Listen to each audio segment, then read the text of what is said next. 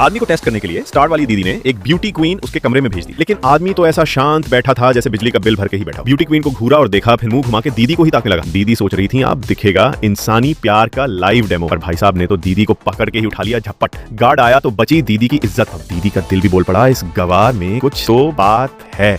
दीदी ने दोबारा दोनों को अकेले छोड़ा, पर मियां जी अब भी ब्यूटी क्वीन को देखकर ऐसे बैठे थे जैसे आलू में नमक कम हो गया। फिर अचानक जमीन पे बैठ के लिखा कुछ, लेकिन एक गधा टाइप बंदा आके सब मिटा गया। बवाल हुआ, फाइट हुई और मियां जी की खुली हवा वाली छुट्टी भी कैंसिल हो गई। लीडर जी ने जब लिखा हुआ देखा, डंडा मार के मिटा दिया। इतना पढ़ा लिखा इंसान यहाँ, लेकिन मियां जी ने हार नहीं मानी। फिर से दीदी आई, मियां जी ने उसकी गर्दन पकड़ ली, फिर से पिटाई, लेकिन इस बार वो अपने नाम का ABCD लिख गए। दीदी तो दंग रह गई, ये तो लिखा पढ़ा निकला। रातों रात उसे अपने रूम में ले आई, अच्छे से रिसर्च करेंगे। पर दीदी का हस्बैंड तो बोला झूठा है साहब, इंसान कभी पढ़ लिख ही नहीं सकते। तो मियां जी ने लिखा, मैं दूसरे ग्रह से आया हूँ, हमारे पास कार है, प्लेन है, स्पेसशिप है और हाँ मुंह भी है, लेकिन गोली लग गई इसलिए बोल नहीं पा रहा। लेकिन हस्बैंड बोला ये पागल है। तो मियां जी ने कागज का प्लेन उड़ाया, सबकी आंखें खुल गई। अब मियां जी बोले अब तो जीने दो यार, यही ब्यूटी क्वीन मेरी आखिरी उम्मीद है। लेकिन तभी इंसानी टाइप बंदे आ गए और बोले चलो अब इसको कटर वाला इलाज देंगे। मियां जी बोले नहीं, इससे अच्छा मार ही डालो। फिर एक मुक्का मारा और भाग गए। तभी मुंह से निकला पहला डायलॉग, तेरा नाक खराब तू कुत्ता। सब बोले अरे इंसान बोल सकता है। फिर पकड़ा गया, फांसी का हुक्म सुना। दीदी बोली नहीं, इसे भी इंसानों जैसे अधिकार मिलना चाहिए। नेताजी बोले ये तेरा ही चक्कर है, तूने ही बनाया इसे, चलो अब इसे पहचान करवा। फिर इंसानों की लाइन लगी। मियां जी ने बोला ये मेरा दोस्त है।